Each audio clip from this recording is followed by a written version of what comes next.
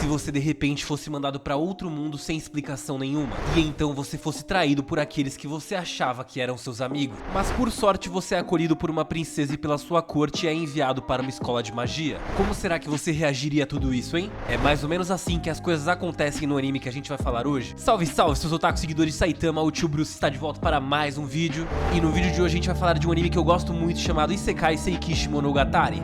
O anime começa em um reino com diversas naves e mechas que estavam averiguando se o local estava seguro de invasores, pois este seria o dia da coroação de Lashara, um evento importante no qual não poderia ser impedido. Diversos cidadãos se reuniram em apenas um lugar para conseguir assistir à coroação, e ali ia acontecer em um local que aparentava ser ruínas, gigante mecha destruído atrás. A cerimônia então começa. Lashara juntamente os personagens começam a ir na direção do altar para ser coroada, e quando ela recebeu a coroa, três figuras misteriosas que estavam observando a cerimônia dizem que Lashara é seu alvo. E naquela mesma noite, enquanto Lashara conversava com seus empregados em uma ilha flutuante, o ataque dos invasores começa. Um Seikijin branco é visto próximo à ilha, e então Shiai, uma das guerreiras do reino, vai até o seu sem rosa para enfrentar o inimigo. Na parte superior da ilha, o Seikijin branco e o rosa começam a lutar, e enquanto acontecia este combate do lado de fora, dentro do castelo um novo inimigo surgiu, derrotar facilmente os aliados de Lashara. O Ahane de repente surge montado em uma Seikijin e consegue proteger Lashara, e então uma batalha se inicia entre os Seikijins. O Ahane conseguiu destruir o ombro do Seikijin azul inimigo quando prestes a pensar que tinha vencido, um Seikijin preto apareceu e salvou o momento. E enquanto isso, o Seikijin branco e a rosa ainda continuam lutando, até que o Ahane surge na batalha para ajudar a Shiai a derrotar o Seikijin branco, deixando agora ele em uma desvantagem numérica clara. Com uma grande determinação de ainda se manter vivo, o garoto que estava no Seikijin branco libera agora o limitador, se tornando ainda mais poderoso depois disso, e o Seikijin branco consegue agora derrotar as suas duas inimigas, mas o seu Seikijin vai aos poucos se destruindo por estar no limite. Por estar exausto, o garoto acaba desmaiando, falhando assim na sua missão. Shiai corre em sua direção, pegando novamente sua espada para acabar com ele de uma vez, mas Lashara o impede. No dia seguinte, o garoto acorda em uma prisão e Shiai está observando ele. Eles então começam a conversar sobre o que tinha acontecido na noite anterior, e ela ameaça de tirar a vida dele caso ele não obedeça as ordens que mandarem. Algum tempo depois, enquanto Shiai e Lashara estavam conversando, a irmã mais velha de Shiai chega em Seikijin, dizendo que estava lá para proteger Lashara caso o novo invasor disse. Então Shiai começa a conversar com sua irmã, dizendo informações que eles possuíam até o momento inimigos, dando detalhes de como tinham enfrentado o Seiki e como tinham capturado também o piloto. E nessa mesma noite, o Liat foi visitar o jovem garoto que estava preso, o levando alimento e questionando o nome do jovem. E então finalmente descobrimos que o nosso protagonista se chama Kenshi. E enquanto Kenshi e o Liat conversam, todos os outros estavam naquele castelo urbano, tentando também escutar as informações sobre o Kenshi. E após uma breve conversa, o Liat deixa Kenshi indo a sós em sua jaula. E mais tarde naquela noite, Kenshi escuta uma voz familiar o chamando, e ao olhar de onde vinha a voz, ele percebe que é um de seus companheiros, na verdade Doll, uma mulher que estava pilotando o Seikijin preto. Ela o tira da gaiola e o leva até o seu líder, que utiliza um Seikijin azul. E após um breve diálogo, Kenshi descobre que ele foi enganado este tempo inteiro. Ele foi enganado por aqueles que diziam ser seus amigos e também pelo líder, que havia prometido ajudá-lo a voltar para o seu mundo. E nesse momento ele percebeu que nada daquilo era verdade. E antes mesmo de tentarem tirar a sua vida, Kenshi começa a atacar o seu ex-líder e todos os seus subordinados. E enquanto isso acontecia, Doll apenas observava Kenshi derrotar todos e fugir do lugar onde estavam reunidos. O ex-líder de Kenshi entra em seu Seikijin azul e consegue encurralá-lo. E sem ter outra escolha, Kenshi acaba se jogando em uma queda livre. Mas uma das aliadas de Lashara, chamada Aura, que estava rastreando os inimigos, o salva. Pois é, o protagonista já tinha gastado a ficha do Isekai. Se acontecesse alguma coisa com ele agora, eu não sei onde ele ia acabar acordando. Então o inimigo começa a persegui-los, mas ao perceber que estava em desvantagem por ter 3 contra apenas o Seikijin, ele no último momento acaba decidindo recuar, fazendo que os outros 3 também recuassem. E após alguns instantes, a Aura é recepcionada por Shiai, Lashara e o Anhali, e outras servas da rainha Lashara que estão por ali também. A Aura carregava Kenshi inconsciente consigo e aparentemente estava doente. Maxia, que chegou alguns minutos depois, percebe rapidamente que Shin estava mesmo doente, dizendo que ele estava com alguma doença endêmica chamada Roderriatoré. Pois é, parece que eu falei francês, mas é o nome da doença que a menina falou. E pela doença, o Ahari então deduz que Kenshi era de Ena, uma outra localidade, porque a doença era comum local. Elas então levam ele até uma cama e discutem sobre como elas poderiam curá-lo. E elas até chegam a uma conclusão de como curá-lo, porém elas não têm o remédio que precisam para isso. E então Maxia e Aura se disponibilizam para irem buscar esse tal remédio nos seus robôs. E então, alguns instantes após Maxia e Aura partirem, 3 Seikijins inimigos começam a atacar novamente a Ilha da Rainha, com exceção de Shiai, que de alguma forma ainda se mantinha confiante. E ela então sozinha decide enfrentar os 3 Seikijins que estavam atacando. E naturalmente, com a desvantagem numérica, ela acabou tendo com mais dificuldade para enfrentar eles, o que acabou resultando em uma derrota rápida ali. E então, em um outro lugar, enquanto Aura procurava a cura para Kenshi, surge Doll, e ela está com seu Seikijin preto e começa um confronto no meio de uma floresta, deixando Aura em completa desvantagem naquele momento. E de volta à ilha voadora, vemos que Shiai estava prestes a ser derrotada também, até que de repente o Ahane surge como uma espécie de tanque e atira disparos poderosos em seus oponentes, conseguindo então dar um apoio incrível para Chiaya. E então a cena muda novamente para Aura, que agora está fugindo com seu Seiki enquanto demonstrava estar muito fraca. E prestes a desmaiar em plena fuga, Aura decide ativar um campo de força, fazendo com que o Seikijin preto fosse repelido e impossibilitado de se movimentar. E após Aura descansar por um curto período de tempo, Max aparece para ajudá-la e junto elas voltam para a base, chegando no meio do confronto que estava acontecendo ali, porém dessa vez restando apenas o Seikijin azul como inimigo. E agora sem escolha o Seikijin azul foge novamente do combate, permitindo assim que Aura conseguisse preparar o remédio sem interrupções por algumas horas. E depois disso Kenshi consegue acordar com uma recepção de todas as personagens, sendo que elas meio que deram as suas vidas para curá-lo. No outro dia Kenshi é convidado por Lashara para acompanhá-la até a Terra Sagrada. Ele fica um pouco receoso com o convite, mas acaba aceitando. E enquanto se preparavam para o seu próximo destino, Lashara explica para Kenshi o que é a Terra Sagrada, dizendo que é uma zona sagrada criada pelos deuses que a protege, existindo até mesmo uma academia onde alunos treinam para se tornarem mestres com robô Seiki. Então depois de entrarem no elevador, eles chegam na tal Terra Sagrada, o que deixou Kenshi bastante impressionado. Depois que Lashara explica algumas regras e conceitos do lugar, eles finalmente chegam na academia. Em meio à entrada da academia, Lashara é recepcionada por Dami Hermes, um estudante no qual parece ser uma pessoa muito gentil e educada, mas Chiaya sente algo familiar nele, percebendo que ele poderia ser o responsável pelo ataque. Isso mesmo, aquele último ataque que quase destruiu tudo, mas ela guarda essa suspeita consigo, não revelando nada. E a Lashara, após se despedir do suspeito, começa a apresentar algumas partes do colégio pro Kenshi, até que eles se encontram com uma jovem chamada Maria, que é a rainha do reino de Avonia, e ali conversando por um longo tempo. Após terminarem de discutir, Chiaya, Lashara e Kenshi decidem voltar para o gramado do colégio para conversarem, e ali ensinam para Kenshi como funciona este novo mundo no qual ele teria que viver, pelo menos até ele conseguir uma outra forma de voltar para de origem. E depois de verem uma luta de Wanhali, eles acabam indo para os seus dormitórios para se prepararem para um evento que iria acontecer ali em breve. Mas como estava muito curioso, Kenshi decide explorar os campos do colégio sozinho, até que foi atacado por dois homens enquanto estava explorando uma floresta. E para nossa surpresa, Kenshi consegue assumir o controle deste confronto, até que Aura surge e diz para os homens pararem de atacar Kenshi, e ele então descobre que tinha invadido um lugar proibido e por isso que estava sendo atacado, então se desculpou. E sabendo que o garoto tinha um coração puro, Aura permitiu a entrada dele nesse local sempre que ele desejasse. Pois é, ele entrou sem querer, mas agora ele tinha permissão para entrar sempre que tivesse vontade. E após uma longa conversa com Aura, Kenshi parte sozinho novamente pela floresta. Enquanto caminhava, ele encontra o Lich deitado e com a aparência. E nesse cenário assustador, ele acabou rapidamente oferecendo ajuda. O Lich então conta para o garoto que ele apenas desmaiou. Kenshi então oferece o chá de aparência duvidosa que é acabado de preparar, e assim que o Lich toma, ele acaba desmaiando. Ficando ainda mais preocupado, Kenshi o leva sem demora para a enfermaria do colégio. Enquanto o Lich está na enfermaria, diz que ele é o tio da tal da Mier que tinha aparecido e que aparentemente estava planejando algo muito, mas muito grande. Porém, este seu projeto ainda iria demorar, pelo que ele falava. Depois de um tempo, Kenshi vai até o escritório de Lich para ver como ele estava e para conversar com ele a respeito de como funcionavam as leis daquele novo mundo, e para também entender sobre os seus deveres neste novo colégio, servindo como um servo da rainha Lashara, dizendo que não desejava se casar e que este mundo funciona de uma forma completamente diferente em que ele vivia. E ressaltando aqui, ele disse de novo que não queria se casar. Só que o Lich percebeu e ficou bem interessado em entender os motivos pelos quais o Kenshin estava falando tanto sobre casamento. E ele então começa a tentar descobrir se o Kenshin estava gostando de alguma garota daquele mundo, e questionando se de alguma forma ele teria a intenção de se casar com esta mulher misteriosa. E isso acabou deixando o Kenshin ainda mais desconfortável e envergonhado durante aquele relatório. Porém, logo em seguida, o Lich o confronta dizendo algumas palavras para que Kenshin se mais confortável. Também ele estava frente a um novo mundo com leis e regras novas às quais ele devia se adaptar para que ninguém soubesse de sua origem. Então, naquele mesmo dia, só que à noite, Lashara se preparava para se banhar em uma banheira exageradamente grande, enquanto seus amigos estavam na ilha flutuante arrumando o aquecedor de água que tinha sido quebrado durante o ataque. De repente, Kenshin acaba caindo em um dos canais de água, fazendo com que ele fosse levado até o quarto de banho. Mas o que ele não previa era de que Lashara estaria nesse exato local se banhando. Após esse mal entendido, Kenshin juntamente com Chiaya levaram uma advertência de Maya, uma das serventes da rainha Lashara, e eles então voltaram aos seus para descansar. No dia seguinte, todos os alunos foram à cerimônia de entrega dos diplomas do Ki, onde Chiaya receberia o seu diploma também, sendo assim oficializada como uma mestre Seiki junto a outras alunas. E após receber seu diploma e uma tiara de orelhas de gato, Chiaya fica muito orgulhosa da sua conquista, ao contrário do nosso protagonista, que achou aquele acontecimento engraçado por ela estar usando orelhas de gato. E assim se conclui o quarto episódio e também o nosso recap de Tenchi Muyo. Se você gostou do vídeo, deixa o seu like, se inscreve para receber as melhores novidades sobre animes, e comenta aqui pra mim se você quer mesmo uma parte 2 para eu saber se eu devo trazer ou não.